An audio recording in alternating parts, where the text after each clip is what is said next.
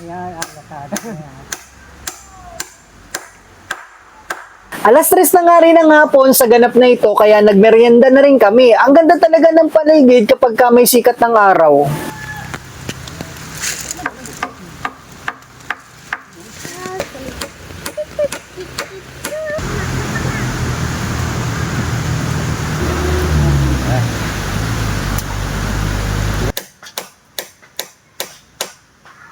Apa kuya?